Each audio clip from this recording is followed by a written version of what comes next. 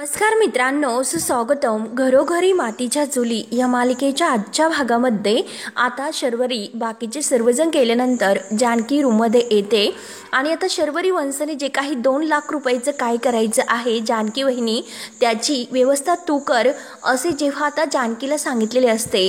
जानकी या सगळ्याचा विचार करून आता मनात म्हणते की खरंच शर्वरी वंशने जो काही रस्ता म्हणजे निवडला आहे तर तो चुकीचा आहे. त्यांना हे का कळत नाही की तो रस्ता सुरुवातीला सोपा आहे परंतु पुढे त्यांच्यासाठीच तो खूप असा अवघड जाणार आहे. आणि मला तर हेच कळत नाही की नक्की मी काय करू आणि ही सुरुवात कशी करू. 2 लाख रुपये, मग इतके पैसे मी कुठून आणू. आता जानकीला खूप टेन्शन येते आणि ती बेडवर बसते. तेवढ्यात सुमित्रा आत येते. सुमित्राचा चेहरा तर आता इतका खुललेला असतो. तेव्हा आता सुमित्रा अगदी प्रेमाने तिची दृष्ट काढते आणि म्हणते की हो अगं जानकी तू इथे आहे, अगं बस बस. तेव्हा आता जानकी म्हणते की आई तुम्ही. तर सुमित्रा खुश होऊन म्हणते मुद्दाम मी तुझी दृष्ट काढली कारण तुझ्यामुळे या घरात खरंच खूप आनंदाचं वातावरण निर्माण झालेले आहे.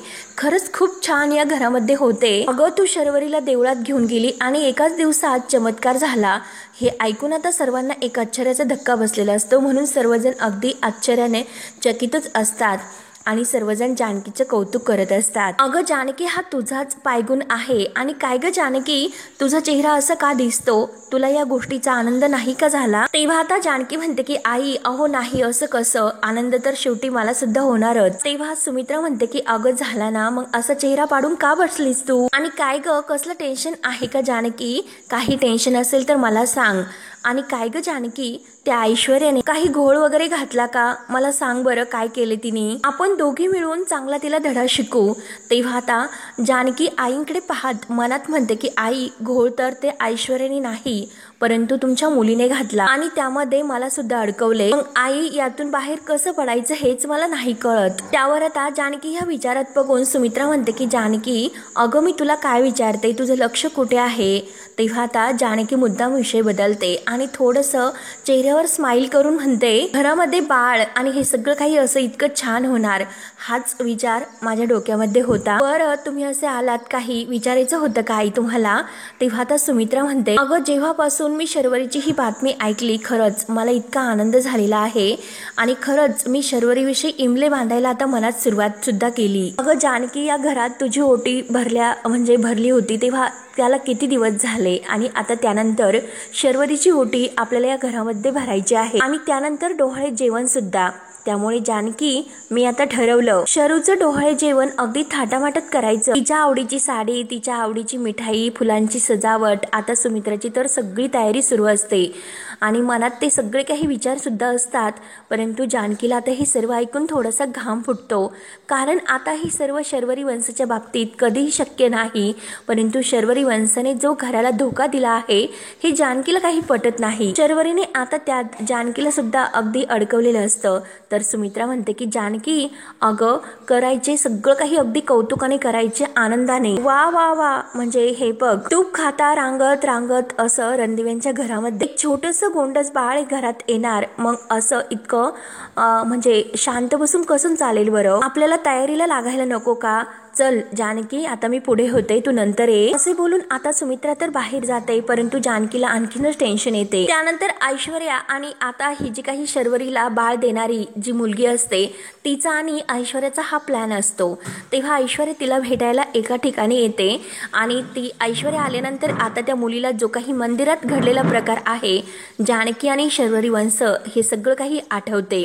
ते आता ऐश्वर्या म्हणते की काय होणाऱ्या भावी आई साहेब काय मग कसं सुरू आहे प्लॅन, नाटक कुठपर्यंत आले. तेव्हा आता लगेच ती मुलगी अगदी खुश होऊन म्हणते की मॅडम अहो पडदा वर गेला आणि एंट्री नाटक तर अगदी एंट्रीमध्ये अगदी मस्त झाले. तुम्ही मला जे सांगितले होते जसेच तसे मी अगदी व्यवस्थित हे नाटक पार पाडले. तेव्हा आता ऐश्वर्या म्हणते की हो आय मीन म्हणजे मी सर्व हे बघितले आणि यापुढे सुद्धा आता हे नाटक तुला असंच पुढे चालू ठेवायचं, असं नाटक हे सुरू ठेवायचं की तू खरंच प्रेग्नेंट आहे असं त्यांना वाटलंच पाहिजे. तेव्हा आता ती मुलगी म्हणते की मॅडम तुम्ही काही टेन्शन घेऊ नका परंतु हे नाटक असं किती दिवस करायचं आहे. ते ऐकून आता ऐश्वर्या म्हणते की हो गुड क्वेश्चन आणि हे बघ हे नाटक तुला पर्यंत करायचं आहे की जोपर्यंत ती जानकी आणि शर्वरी यात पुरेपूर अडकत नाही, जेव्हा त्या दोघी यात फसतील तेव्हाच मला घाव घालायचा आहे। तेव्हा ऐश्वर्या तिला विचारते की तू पैशाबद्दल त्या शर्वरी जवळ बोलली का?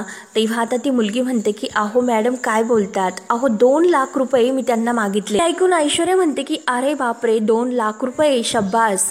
आणि हळूहळू करून अशीच पैशांची मागणी तू वाढत राहायची। आणि दुसरी गोष्ट म्हणजे हे बघ, असे पैसे तू वाढवत जर गेली आणि तुला जे काही पैसे मिळतील त्यात अर्धा हिस्सा माझा असेल, मग कळले का? तेव्हा आता लगेच ही मुलगी म्हणते की हो मॅडम तुम्ही जसे म्हणताल अगदी तसे। आणि ती मुलगी आता बरं मी येऊ का असं बोलून तेथून निघून जाते। त्यानंतर आता ऐश्वर्या इतकी खुश होत असते। जानकी जानकी अगं तुझ्या आयुष्यात आता एक खूप मोठा असा अनर्थ होणार आहे। या छोट्या बाळाच्या छोट्या छोट्या पावलांनी तुझ्या घरामध्ये काय असं मोठं शिरणार आहे याची तुला कल्पना सुद्धा नसेल, बघ मग काय होते। असे बोलून आता ऐश्वर्याला वाटत असते की खरंच आता जानकी पुरेपूर माझ्या प्लॅन मध्ये नक्की अडकलेली आहे, म्हणून तिला खूप आनंद होतो। त्यानंतर आता इकडे ओवी हा मोबाईल घेऊन बाहेर येते आणि ह्या क्यूटूने मला फोन कसा केला नसेल, नक्की तो मला फोन करेल ना, म्हणून ती स्वतःला विचारत असते। आणि तेवढ्यात आता ओवीच्या हातात तर मोबाईल असतो, आजी मात्र मागून येते। तेव्हा आता आजी जोरात खाकरते। तेव्हा आता ओवी आजीला पाहते तर आजी म्हणते की काय ग चिमणे, तर ओवी तेवढ्यात मोबाईल आपला पाठीमागे हात धरून लपवते। तर आजी तिला विचारते की काय ग काय लपवतेस? तेव्हा ओवी म्हणते की आजी अहो काही नाही। तर आजी आता खूप ओरडते की माझ्याशी तू खोटं बोलते आणि सांग कुणाचा फोन आहे तो, चोरून आणला ना तू दुसऱ्याचा फोन? तेव्हा आता ओवी म्हणते की नाही अहो कुणाचा फोन नाही आजी, माझाच फोन आहे। तेव्हा आता आजी तर खूप ओरडते, आजी खूप चिडलेली असते। आजी म्हणते की काय सांगतेस, तुझा फोन? आणि तुला फोन कोणी दिला, कुठून आला तुझ्याकडे फोन, फोन तुझ्याकडे आलाच कसा? तेव्हा आता ओवी खूप घाबरते, ओवीला नक्की काय उत्तर देऊ आणि काय नाही हे काही कळत नसतं। तेव्हा आजी म्हणते की काय ग आता का बोलत नाही, का मुग गिळून बसलीस, आणि सांग तू फोन चोरून आणलास ना? तुझी आई सारखी ओरडत असते की तू फोन खेळत राहते म्हणून, घरात तर तुला फोन वापरता येत नसतं, मग बाहेर येऊन तू चोरून येथे फोन खेळते, थांब मी तुझ्या आईला सांगते। म्हणून आता आजी लगेच जानकी जानकी म्हणून जानकीला आवाज देते। आणि तेवढ्यात ऐश्वर्या बाहेरून आत येत असते। ऐश्वर्या धावतच पुढे येते तर जानकीला आता आजी आवाज देत असते। ऐश्वर्या आता हे बघून घाबरते आणि आजीला शांत राहायला सांगते। आजी अहो काय झालं, काय इतका आरडाओरडा करतात तुम्ही, असं आजीला म्हणते। तेव्हा आता आजी म्हणते की हो गुंडी अगं बरं झालं तू आलीस आणि हिच्या हातामध्ये काय आहे ते बघ भरं। म्हणून आता आजी मोठ्याने ओरडते ओवीला की ओवी हात पुढे कर आणि तो मोबाईल दाखव। तेव्हा आता लगेच ओवी तो फोन पुढे काढते तर आजी म्हणते की बघ ना गुंडी तिच्या हातामध्ये मोबाईल आहे। तेव्हा आता ऐश्वर्या म्हणते की हो आहे तिच्या हातामध्ये मोबाईल, मग आजी त्याला काय झाले?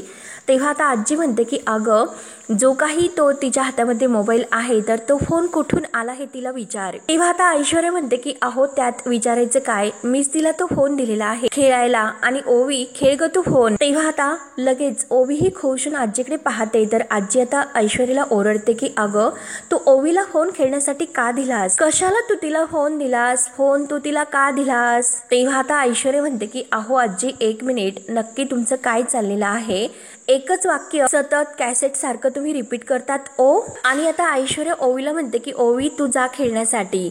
ओवी धावतच निघून जाते तर आता ऐश्वर्या आजीचा हात धरते आणि आजीला म्हणते की बघा ना आजी आपल्या आंब्याच्या झाडाला किती कैऱ्या आल्यात आणि त्या कैऱ्या आपण बघूयात चला। तर आजी म्हणते की नको त्याला कीड लागली। आणि ऐश्वर्या आता पुढे जरा आजीला आंब्याच्या झाडाखाली घेऊन येते। तेव्हा आजी म्हणते की त्या आंब्यांना कीड लागली, जाऊन दे मरून दे ते आंबे तिकडे, मला एक गोष्ट सांग की तू तिला फोन का दिलास, का फोन दिलास तू तिला? त्यावर आता ऐश्वर्या हळूच म्हणते की आजी अहो नुसत्या चौकशा कशाला करतात, काय गरज आहे तुम्हाला या भानगडीत पडायची? आजी म्हणते की तुला माहिती नाही ती ओवी किती आगाऊ आहे ते, परंतु मला एक गोष्ट कळत नाही अगं तुला त्या जानकीच्या मुलीचा इतका पुळका केव्हापासून आलास, केव्हापासून तू तिला इतकं प्रेम करते? तेव्हा आता लगेच ऐश्वर्या म्हणते की आजी अहो विचार केलास का, ही ओवीच आहे की जिच्यामुळे माझी जी काही वाईट इमेज आहे ना ती अश होणार आहे। तेव्हा आता आजी म्हणते की ऐश्वर्या तू नेमकं काय बोलते हे मला काही कळत नाही, नेमकं मला कळेन असं बोलणं व्यवस्थित। तेव्हा आता ऐश्वर्या म्हणते की हो मी तुम्हाला सांगतेस, आणि हे बघा आजी ही ओवी आहे ना तर तिच्यासमोर समोर मुद्दाम मी इतकं चांगलं वागण्याचं नाटक करते, म्हणजे कसं की आईंना आता हे दिसेल की मग घरामध्ये खरंच खूप छान वावरते, मी खरंच खूप सुधारले आणि आईंना असं दाखवायचं, घरात सुद्धा असंच भासवायचं. हाच सगळा प्लॅन आहे आजी माझा. कसे आहे आजी, ती जानकी ना जरा जास्त हुशारी करत असते आणि मी कशी आहे की मी जरा अगदी जास्तच हुशारी दाखवते, अगदी शहाणपण असल्यासारखं. तेव्हा आता आजी ते ऐकून खुश होते. आजी म्हणते की खरंच तुझ्या आयडिया एकदम अगदी मस्त आहेत, असेच तुझ्या आयडिया एकदम असंच खुश असून दे. परंतु अगं ऐश्वर्या, मला एक गोष्ट कळत नाही की ओवीची तुला मदत कशी होईल बरं. तेव्हा आता जानकी सांगायला सुरुवात करते की आजी हे बघा, ओवी सतत आईला चिटकून असते, म्हणजे जर मी आता ओवीची बाजू घेतली, तिच्या मनासारखं वागले, ती अगदी तिच्या मनासारखं तिला करून दिले, तर मात्र उद्या हीच ओवी आता आईंजवळ माझ्याबद्दल अगदी चांगलं चांगलं बोलेल, आईंच्या समोर माझी बाजू ती स्वतः घेईल आणि त्यानंतर आता आईंच्या मनामध्ये माझा जो गैरसमज झालेला आहे तो दूर होईल आणि या घरामध्ये माझा हक्काचं स्थान असं बळकट होईल. आणि हाच तर सगळा प्लॅन आणि आयडिया माझी आहे. हे ऐकून तर आजी आता ऐश्वर्यावर खूपच खुश होते आणि एकदम अशी मस्त आयडिया आहे असं म्हणते. आणि खरंच गुंडी तू खूप हुशार आहे बर का, पण अगं ऐश्वर्या, एक गोष्ट लक्षात ठेव, ती पोरगी किती आगाऊ आहे तुला तर माहितीच आहे. तेव्हा आता ऐश्वर्या म्हणते की आजी अहो तुम्ही कशाला लक्ष देतात यात, हो अहो ती आपल्याच बाजूने बोलेल, ती जरी आगाऊ असली ना, मी बरोबर तिला आपल्या प्रेमाच्या जाळ्यामध्ये अडकवते, त्यामुळे तुम्ही या सगळ्याकडे अजिबात लक्ष देऊ नका. तुम्हाला आत्ता जे काही मी सांगितले ते सगळं समजले ना, मग आता एक मला काम आहे, ते काम पूर्ण करून मी येते. म्हणून ऐश्वर्या आता बाहेर जायला निघते. तर आता आजी म्हणते की अगं गुंडे, तू सारखी असे कुठे बाहेर जात असते, मगाशी सुद्धा 4 वेळेस तू बाहेर गेली आणि आता पुन्हा तू बाहेर जायलाच निघाली. अगं एवढं असं काय काम आहे आणि काय ग, तू परत तर येणार आहे ना. त्यावर आता ऐश्वर्या म्हणते की हो येणार आहे. आणि हे बघा आजी, अहो मगाशी माझे एक इम्पॉर्टंट काम होतं म्हणून मी गेले होते आणि आता त्यापेक्षा सुद्धा आणखीन एक इम्पॉर्टंट काम आहे, त्यामुळे ते काम करण्यासाठी मला जावेच लागेल, त्यामुळे मी जाते. आणि हे बघा, जसेही तुम्ही मला अगदी छळतात ना, ओवीला मात्र तुम्ही असं छळू नका, तिला जे काही करायचं असेल ते करून द्या, खेळून द्या तिला निवांत. तेव्हा आता ऐश्वर्या निघून जाते. तर आजी म्हणते की हो ही तर गेली बाहेर, सारखीला इम्पॉर्टंट काम असतात आणि मला सुद्धा आता इम्पॉर्टंट एक काम आहे, मी तर आता घरातच जाते. म्हणून आजी आता घरात जाते. आजीचं काहीतरी आता एक महत्त्वाचं काम असतं. त्यानंतर आता इकडे ओवी ही थोडीशी बाजूला येते, परंतु क्यूटूचा तिला अजूनपर्यंत फोन आलेला नसतो आणि ऐश्वर्या आता तिला तिकडे जाऊन त्या क्यूटूच्या आवाजात फोन करणार असते आणि त्याच कामासाठी ती तिकडे गेलेली असते. आता ओवी इकडे वाट बघून अगदी थकून जाते आणि तिला एकतर आजीला फोनबद्दल कळले म्हणून त्याचं सुद्धा खूप टेन्शन येते आणि आता नक्की काय होईल. आणि आता आजी घरात सगळ्यांना काही जर सांगितले तर, परंतु जाऊन देते. क्यूटूचा फोन अजूनपर्यंत का आला नसेल म्हणून तो क्यूटूचा फोनची वाट पाहत असते. आणि तेवढ्यात आता ऐश्वर्या आउट हाऊसमध्ये येते, घाईने दरवाजा उघडते आणि पुन्हा तो दरवाजा लावून घेते. तेव्हा आता ओवी तर वाट बघत असते आणि विचार करते की जर त्याने मला डिस्क्वालिफाय केलं नसेल ना, म्हणून ओवीला तर भलतेच टेन्शन येते. त्यानंतर आता ऐश्वर्या घाईने तेथे आलेली असते. तेथे आल्यानंतर आता ती वैतागून म्हणते या आजीने एकतर खूप वेळ वाया घालवला, मग ओवी तर आता फोनची वाट बघत वैतागून घरात तर गेली नसेल ना, म्हणून घाईने आता तो जो काही टेडी आहे तो बाहेर काढते आणि जो काही त्याचे कपडे वगैरे तिला घालायचे असतात, सगळी काही सेटिंग वगैरे ते सामान ती बाहेर काढते.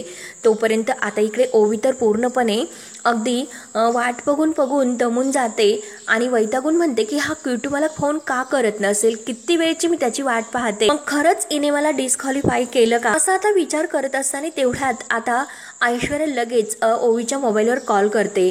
आता ओवीला क्यूटूचा फोन आला म्हणून खूप आनंद होतो आणि क्यूटू असं बोलून आता लगेच ती तो व्हिडिओ कॉल घेते आणि आता ऐश्वर्या लगेच तिकडून हाय, त्या क्यूटूचे कपडे वगैरे सगळं काही तिने घातलेले असते आणि ती सुद्धा आता ओवीला हाय असं म्हणते. का आनंद होतो. ओवी आता म्हणते की हो मी तुझ्याच फोनची वाट बघत होते.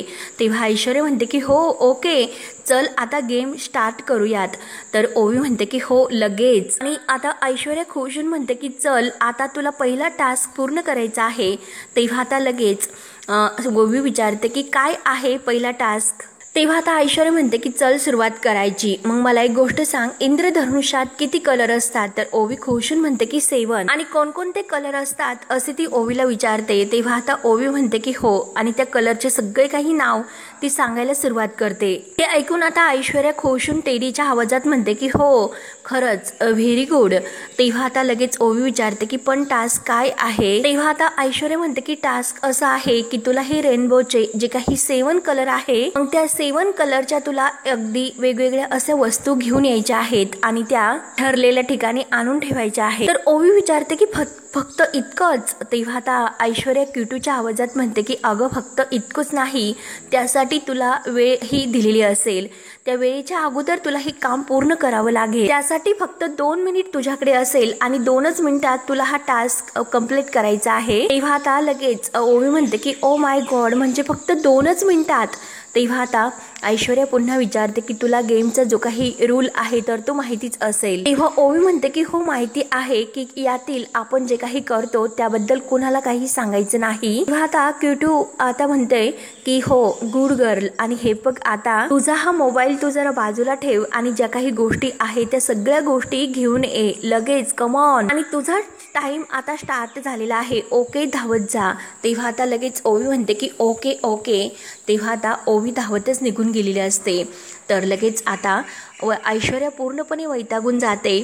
ऐश्वर्या म्हणते की खरंच ही ओवी किती, बापरे खरंच काय क्यूट आहे ही ओवी. आणि बघितलंस ना जानकी, मी तुझ्या ओवीला मुलीला कसं हळूहळू शिकवते, हे शिकवते की हळूहळू घरातील ज्या गोष्टी आहेत तर त्या बाहेर कसे आणायच्यात. आणि आता त्या क्यूटूला जवळ घेते आणि काय क्यूटू, अरे काय मस्त आहे की नाही, मजा तर येणारच ना. तर ओवी आता त्या जे काही आता प्रत्येक कलरच्या वस्तू आहेत तर त्या घ्यायला सुरुवात करते की रेड, ग्रीन, येलो वगैरे सर्व काही वस्तू ती आता शोधत असते. आता हातामध्ये काही फुलं घेते आणि तिला समोर टेबलवर ऑरेंज कलरची बास्केट मिळते म्हणून तिला आनंद होतो. आता ती बास्केट तर घेते आणि डायनिंग टेबल जवळ येते. डायनिंग टेबलवर आल्यानंतर आता तेथे ब्ल्यू कलरची तिला प्लेट दिसते. तिला खूप आनंद होतो. तेवढ्यात जानकी आता किचन मध्ये असते. ओवी आता ती प्लेट उचलते. त्यानंतर आता ओवी डायरेक्ट किचन मध्ये येते आणि तेथील एक जी काही बरणी आहे तर ती बरणी घेते. तेव्हा आता जानकी ओवीला म्हणते की ओवी अगं तू हे काय करते, बरण्या खाली पडेल आणि फुटेल. परंतु ओवी मात्र जानकीकडे काही लक्ष देत नसते. तर आता जानकी परत म्हणते की ओवी अगं हे तुझं काय चाललेलं आहे, काय करतेस तू, अगं माझी बरणी फुटेल. तर जानकी तिला ओरडत असते. तेवढ्यात ओवी आता जे काही तेथे केळी वगैरे आहे तर ते बॅगमध्ये घालते.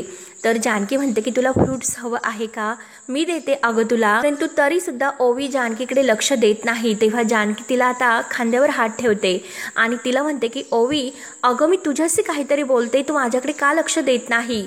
तर ओवी आता लक्ष न देता लगेच ती बरणी आणि ती प्लेट उचलते आणि जायला निघते. जानकी तिला ओरडत असते. जानकी म्हणते की अगं ती बरणी वगैरे फुटेल. त्यामुळे आता जानकी ही ओवीचा हात धरते आणि तिला थांबायला सांगते. आणि काय ग ओवी हे सगळं काही तुझं काय सुरू आहे. तेव्हा आता ओवी लगेच म्हणते की आई मला ती शिमला मिरची दे. तर आता जानकी विचारते की काय ग तुला शिमला मिरची कशाला हवी आहे, मला आता सध्या भाजी करायची आहे. तर ओवी म्हणते की आई अगं कांदा बटाट्याची भाजी कर, शिमला मिरची तू मला दे, इतकं इम्पॉर्टंट काही नाही. तेव्हा लगेच आता जानकी म्हणते की अगं काय ओवी काय हे सुरू आहे तू. ओवी अगं काय सुरू आहे आणि हे तू बरे आहेस ना, हे सगळं काय सुरू आहे बरं तुझं, ह्या वस्तू घेऊन तू बाहेर कुठे निघाली, बास्केट फळं वगैरे याची काय गरज आहे आणि कशाला तुला ही शिमला मिरची लागते बरं. जानकी विचारते की अगं मी तुला काय विचारते. आणि तेवढ्यात तेथे ऐश्वर्या येते. ऐश्वर्या आता म्हणते की ओवी अगं काय हे सगळं सामान वगैरे घेऊन तू कुठे निघालीस, काय ग ओवी शाळेचं प्रोजेक्ट वगैरे आहे का तुझं काही. तेव्हा आता लगेच ओवी खुशून म्हणते की हो, मुद्दाम आता जानकी समोर ती खोटं बोलते आणि आहे ना म्हणूनच आता हे सगळं काही सामान मी घेऊन चालले असं सांगून आता प्रोजेक्टचं नाव सांगितल्यानंतर जानकी म्हणते की अगं काय बोलतेस, असं कोणतंही आता प्रोजेक्ट नाही तुझं, मी सगळं काही तुझं चेक केले. तेव्हा मात्र आता ओवी म्हणते अगं आई टीचरने हे प्रोजेक्ट आम्हाला दिलेला आहे. तेव्हा जानकी म्हणते की अगं पण. तेव्हा आता ऐश्वर्या लगेच मध्येच ओवीला म्हणते की ओवी अगं मी तुझी मदत करू का. तेव्हा लगेच आता ऐश्वर्या मुद्दाम ओवी संग अगदी गोड वागण्याचा प्रयत्न करते की ओवी चल, मला हे सर्व गोष्टी करायला खूप आवडतात. तेव्हा आता जानकीला राग आलेला असतो. जानकी ऐश्वर्याला रागाने म्हणते तिची आई आहे तिच्याकडून हे सर्व करून घेण्यासाठी आणि तिला मदत करण्यासाठी. तेव्हा ओवी सुद्धा आता जानकीकडे पाहत असते. तर आता जानकी ओवीला मुद्दाम विचारते की तुला काय हवं आहे ते सांग बरं, शिमला मिरची वगैरे जे काही लागते ते मी तुला देते. तेव्हा ओवी स्पष्ट आता जानकीला म्हणते की तू आणि मला मदत करू नको, आणि काही न बोलता आता शिमला मिरची घेते, ती बास्केटमध्ये टाकते आणि तेथून जानकीला न जुमानता निघून जाते. तेव्हा आता ओवी निघून गेल्यानंतर ऐश्वर्या लगेच खुश होऊन जानकीला म्हणते की अगं कायम दुसऱ्यांना असं शिकवण्याचा जर प्रयत्न केला तर हे असं आपलं होत असतं, मग ती जाऊ असो किंवा मुलगी असो. तेव्हा आता जानकी म्हणते की नक्की तुझं काय सुरू आहे. तर ऐश्वर्या हसून म्हणते की माझं काय सुरू असणार, माझं काही सुरू तर नाहीच, आणि हे बघ काही घेणं देणं सुद्धा या गोष्टीचं नाही म्हणून मी फक्त तुला सांगितले. आणि कसं आहे की अगं कधी कधी दिव्याखालीच अंधार असतो. आपण दुसऱ्यांना शहाणपण शिकवण्याचा प्रयत्न करतो, परंतु आता आपल्याच घरामध्ये तो आपण दुर्लक्ष करतो, त्यामुळे असं तुझं हे शहाणपण तुलाच नटणार. आणि तेवढ्यात ऐश्वर्या असं बोलून बाहेर जायला निघालेलीच असते. आणि तेवढ्यात जानकीच्या मोबाईलवर शर्वरीचा कॉल येतो. तेव्हा आता जानकी म्हणते की शर्वरी वंश, आणि आत्ता फोन. तेव्हा आता जानकी फोन उचलते आणि हॅलो असं म्हणते. तिकडून लगेच शर्वरी म्हणते की वहिनी, अगं वहिनी मी फोन यासाठी केला की आपल्याला 2 लाख रुपये घेऊन जायचं आहे, हे लक्षात तर आहे ना तुझ्या, त्यामुळे हे बघ मी तुला आता जो काही पत्ता ठरलेला आहे तर तो पाठवते, तू ठरलेल्या वेळेतच लगेच तिकडे ये. तेव्हा आता जानकी म्हणते की हे बघा वंश, अजून सुद्धा वेळ गेलेली नाही, एकदा विचार करा.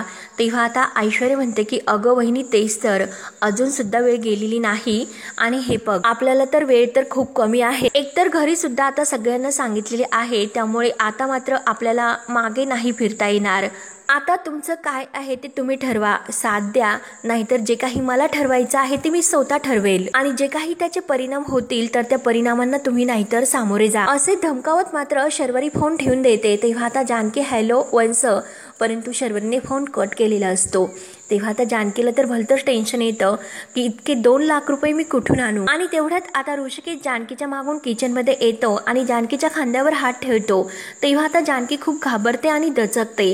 तर ऋषिकेश म्हणतो की अगं जानकी काय झालं, तू इतकी का दचकलीस, काय झालं. तेव्हा आता जानकी म्हणते की अहो काही नाही. तेवढ्यात आता ऋषिकेश जे काही शेतमालाचे काही पैसे असते तर ते पैसे जानकीकडे ठेवायला दे. 5 लाख रुपये आहे ते तू आईला दे. तेव्हा आता जानकी म्हणते की काय 5 लाख रुपये. तेव्हा आता ऋषिकेश म्हणतो की अगं जानकी तू तर पहिल्यांदाच पैसे देते का, असं का विचारतेस. आणि तेवढ्यात सुमित्रा तेथे येते. सुमित्रा म्हणते अरे तू आता माझ्याकडे कशाला हे पैसे ठेवतो, अगोदरचं ठीक होतं, परंतु आता नानांनी सांगितल्यापासून हे सगळं काही आता जानकी सांभाळते, मग हे पैसे तू तिच्याकडेच ठेव, जर मला पैसे लागले तर ते पैसे मी मागून घेईन, कळले ना तुला ऋषिकेश. तेव्हा आता ऋषिकेश ते पैसे जानकीच्या हातात देतो. तेव्हा आता ते पैसे घेतल्यानंतर ऋषिकेश बाहेर जातो आणि जानकी ते पैसे हातात घेते. तर सुमित्रा म्हणते की जानकी तुझ्या लक्षात आहे ना, आज तुला शर्वरीला घेऊन डॉक्टरांकडे जायचं आहे. तेव्हा आता जानकीला आणखीनच भलते टेन्शन येते. त्यानंतर ओवी आता त्या सगळ्या काही वस्तू घेऊन इकडे बाहेर येते. एक एक वस्तू ती आता बाहेर तेथे झाडाखाली काढत असते. आणि तेवढ्यात तिला क्यूटूचा व्हिडिओ कॉल येतो. तर ओवी इतकी खुश होऊन हाय क्यूटू असं म्हणून व्हिडिओ कॉल उचलते.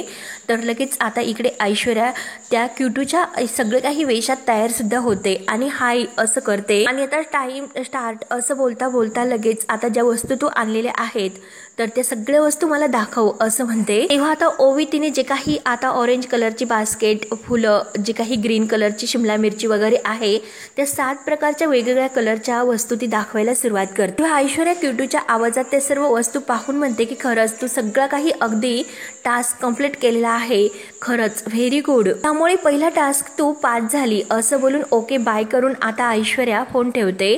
तर ओवी इतकी खुश होते, म्हणजे मी पहिला टास्क पास झाले. ऐश्वर्या इकडून आता तो जे काही टेडीचा पोशाख आहे तर ते काढते आणि असाच एक एक करून टास्क तू पूर्ण करशील आणि हळूहळू बरोबर तू तर जिंकत जाशील आणि तुझी आई मात्र हारणार. आता जानकी इकडे रूम मध्ये येते आणि ते पैसे तिला ठेवायचे असतात. तेव्हा ती दरवाजा लावून घेते, परंतु तिला आता ऋषिकेशने ते पैसे तिच्या हातात शेतमालाचे दिलेले आहे हे सगळे आठवते आणि आता जेव्हा ती कपाटात ते पैसे ठेवायला जाते तेव्हा शर्वरीचं सुद्धा बोलणं तिला आठवतं की 2 लाख रुपयाची तू जानकी बहिणी व्यवस्था कर आणि ठरलेल्या वेळेत ते पैसे घेऊन तेथे ठरलेल्या जागेत ये। आता त्यातून तिला 2 लाख रुपये घ्यायचे असते, परंतु ती स्वतःच्या मनाला म्हणते की जानकी ही तू जे काही करतेस ना ती एक चोरी आहे, तू ही चोरी करून स्वतःच्या घरच्यांना आणि स्वतःला तर फसवते, त्यामुळे काय करू मी आणि मला माफ करा ऋषिकेश, काही झाले तरी शर्वरी वंशला मला हे 2 लाख रुपये द्यावेच लागतील। म्हणून जानकी आता त्यातून 2 लाख रुपये घेते आणि बाकीचे पैसे कपाटात ठेवून ती आता पदराआड ते पैसे घेते आणि इकडे यायला निघते। त्यानंतर आता इकडे ती मुलगी आणि शर्वरी ह्या मंदिरात तर आलेलेच असतात, तेव्हा ती मुलगी आता शर्वरीला विचारत असते की अहो किती वेळ वाट बघायची, मी प्रेग्नेंट आहे तुम्ही विसरलात का, किती वेळ झाला आपण ताटकाळात येथे उभा आहोत। तेव्हा आता शर्वरी म्हणते की हो अगं मी वहिनीला सांगितले होते की तू पैसे घेऊन येथे ये म्हणून, पण येईल ती, तू काळजी करू नको। तेव्हा आता ती मुलगी आगाऊ ती म्हणते की काळजी मी नाही तर तुम्ही इथून पुढे माझी काळजी करायची, तरच तुमचं बाळ हे सुखरूप राहील। तेव्हा आता शर्वरी म्हणते की सारखं तू हे तीनदा बोलू नकोस आणि ते बघ वहिनी आली सुद्धा। तेवढ्यात आता जानकी धावत येते तर शर्वरी म्हणते की वहिनी अगं किती वेळ लावला। तेव्हा आता जानकी म्हणते की सॉरी वहिनी, अहो घरातील सगळेजण घरी होते। जानकी आता बॅग मधून पैसे काढतच असते तेव्हा ती मुलगी आता लगेच अहो द्या ना लवकर, काय हो अहो द्या, विश्वास नाही का असं म्हणत असते आणि जानकीच्या हातातूनच ती पैसे हिसकावून घेते। तेव्हा आता मुलगी ती पुन्हा विचारते की काय बरोबर आहे ना अगदी 2 लाख रुपये, तर थोडासा जानकीला संशय येतो। जानकी म्हणते की काय हो विश्वास नाही का, हे पैसे आम्ही तुम्हाला मदत करण्यासाठी देतो, तुमच्या आणि तुमच्या बाळाची काळजी घेण्यासाठी, असं वसुलीला आल्यासारखं का बोलतात, नीट तुम्हाला बोलता येत नाही का। आणि रागाने जानकी आता शर्वरीकडे सुद्धा पाहते कारण जानकीला हे काही पटत नसतं। आणि मित्रांनो हा भाग येथे संपतो। पुढील भागामध्ये आता ऐश्वर्याने ओवीला गिफ्ट दिलेलं असतं तर लगेच आता ओवी खुश होऊन किटू मला गिफ्ट मिळालं असं व्हिडिओ कॉलवर सांगत असते। तेवढ्यात जानकी आता ओवीला आवाज देत तिकडे येत असते। तेव्हा आता ऐश्वर्या लगेच व्हिडिओ कॉलवर ओवीला म्हणते की काही झाले तरी आईला मात्र आता ह्या गिफ्ट बद्दल काही कळायला नको, म्हणून ओवी आता ते गिफ्ट तेथे झाडामागे लपवत असते। ओवी झाडामागे लपते, जानकी तिला शोधत आवाज देत येतच असते। त्यानंतर आता इकडे ऋषिकेश ते कपाटातून पैसे घेतो आणि हे पैसे तर मी जानकीकडे ठेवायला दिले होते आणि ते पैसे उचकून बघतो तर ते पैसे खूप कमी असतात, म्हणून आता ऋषिकेशला संशय येतो की नक्की पैसे हे कमी झाले कसे। तेव्हा आता ऋषिकेश लगेच ओवीला जेव्हा जानकी आवाज देत असते तर तेथे येतो आणि तो जानकीला विचारतो की काय ग जानकी, मी तुला कपाटामध्ये 5 लाख रुपये ठेवण्यासाठी दिले होते आणि आता मात्र तेथे कपाटात 3च लाख रुपये आहेत, बाकीचे 2 लाख रुपये कुठे गेले, हे पैसे वेगवेगळे कुठे ठेवले का। तेव्हा आता जानकीला खूप धक्का बसतो, नक्की आता जानकीला काय उत्तर देऊ आणि काय नाही हे काही कळत नसते। तोपर्यंत ओवी तिकडे लपून बसलेली असते। मित्रांनो पुढे काय होतं हे पाहण्यासाठी आपल्या चॅनलला नक्की सबस्क्राईब करत राहा। धन्यवाद।